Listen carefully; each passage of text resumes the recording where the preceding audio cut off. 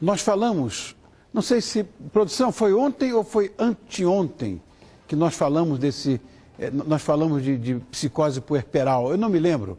Se elas olhassem para mim um minuto que fosse, mas estão com fone no ouvido, não olham, e eu não vou saber. Enfim, nós falamos muito... obrigado por olhar por mim. Quando é que nós falamos sobre a psicose puerperal? Foi anteontem, né? Foi anteontem. Muito bem. Falamos disso. Que é uma coisa de gravidez, enfim, é uma coisa complicada, traumática, porque gravidez é um momento mágico. Não para a maioria, para qualquer mulher. Para nós homens já imagina para a mulher. Então a chegada do bebê é uma coisa inesquecível. Mas em alguns casos as mulheres acabam sentindo, vamos dizer, uma certa tristeza após o nascimento do neném. É chamada depressão pós-parto.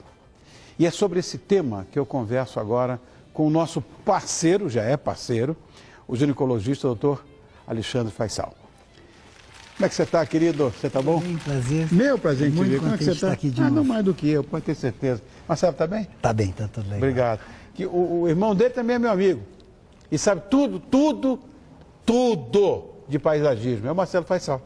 Vocês conhecem, nosso amigo, parceiro do programa. Fica à vontade. Obrigado já estou por ter vindo. à vontade, já me sinto à vontade. Obrigado. É parceiro nosso. Nós fizemos, de fato, uma pauta com um grupo de psiquiatria da USP. Falamos de um monte de coisa. Inclusive, eu puxei essa história da psicose puerperal, que não é o que nós vamos falar hoje aqui. Felizmente, porque nós vamos falar uma coisa um pouco menos grave, que é a embora depressão, mais frequente. Muito mais, né? O que é essa depressão pós-parto? Então, Rony, como você já introduziu o assunto, é um dos 3 transtornos do humor do período do pós-parto. O outro seria o puerperal blues, não sei o que é isso. Que é um quadro mais light, mais leve, da primeira semana, a mãe se sente um pouco triste e não fica assim, não tem grande impacto na relação dela com o bebê. A psicose que você mencionou, mas tem aí no meio do caminho, eu diria, a depressão pós-parto, que essa sim, eu acho que vale a pena a gente falar um pouquinho dela, porque ela tem repercussão sobre tanto a mãe quanto o bebê. É frequente, as estatísticas internacionais falam em 10%, então, quer dizer, é um número importante. A gente tem algumas pesquisas no país que falam até 25%, Meu Deus. Dependendo da população que é estudada, então é um assunto que merece atenção. O que é exatamente depressão pós-parto? Enfim, depressão pós-parto é um quadro clínico, psicológico. Tem alguns critérios para classificar uma pessoa como deprimida no pós-parto.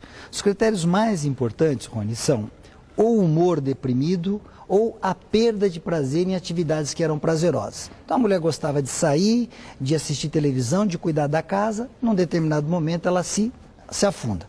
15 dias nesse estado, isso é uma coisa importante para caracterizar o diagnóstico. Mas tem outros sintomas que é aí que começa a confusão. Por quê? Inclui perda de energia, alteração de apetite, alteração de sono. E você vê que são coisas que a puérpera, a mulher no pós-parto, ela pode ter, sem estar deprimida. Então, fica um pouco complicado, em alguns casos, você diferenciar se é uma situação própria daquele momento ou se é já uma depressão. Mas tem uma coisa que chama atenção na mulher com depressão pós-parto. É um sentimento de inadequação com o papel.